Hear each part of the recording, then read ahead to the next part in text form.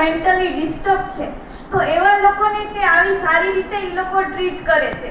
બાકી આપણે અત્યારે વેકેશનમાં કોઈ રિલેટિવના ઘરે 8 દિવસ ગયા હોય તો એને એમ થઈ જાય કે હવે અહીંથી જાય તો સારું। તો અહીંયા કોઈ બ્લડ રિલેશન નથી, કોઈ એક બાપુના છોકરા નથી, તોય છતાં એ વસ્તુને છોકરા જેમ રાખવી। બાકી 7 પેઢીમાં કોઈ બ્લડ રિલેશન નથી બાપુના કોઈ સાથે, તોય પોતાના દીકરા કરતા વિશેષ રાખે છે। તો એ વસ્તુ કરવી કે બધા માટે સહેલી ન હોય, આપણા માટે કોઈ એટલીસ્ટ બે કે 3 દિવસ પર મહેમાન રહેવા આવે તો એ મોટો ટાસ્ક આપણા માટે થાય કે આ લોકોને આપણે કઈ રીતે રાખશું। અને આ તો મેન્ટલી ડિસ્ટર્બ એટલા બધા, આઈ થિંક 100 જેટલા લોકો તો અહીંયા અત્યારે પ્રેઝન્ટ છે, એને આનાથી ડબલ લોકો તો અહીંથી રિકવરી કરીને જતા રહ્યા।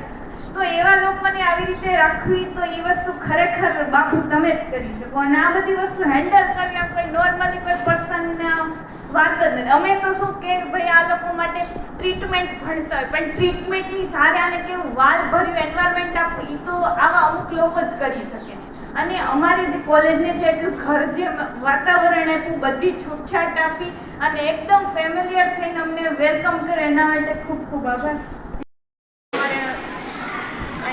જે માનું મંદિર છે સાવરકુંડલામાં આવેલું, અહીંયા અમે વિઝિટ માટે આવ્યા છીએ। અમે અત્યારે 2nd યર GNMમાં અભ્યાસ કરું છું અને અમે સાયકિયાટ્રિક નામનો અમારો એક વિષય આવે છે જેની અંદર અમારે બધા માનસિક જે કોઈ પણ આ રોગો હોય એના બધા રોગ ભણવામાં આવે છે અને એના માટે અમે આ બધી વસ્તુ પ્રેક્ટિકલ જોવા માટે આવ્યા છીએ કે જ્યારે આવા રોગ હોય માનસિક રોગ તો આવા પેશન્ટને અમે જોઈએ તો એની અંદર આવું હકીકતમાં દેખાય છે, એને કેવી રીતે ટ્રીટમેન્ટ કરવાની હોય છે, કેવી રીતે બધું તેના માટે અમે અત્યારે વિઝિટ ઉપર અહીંયા આવ્યા છીએ।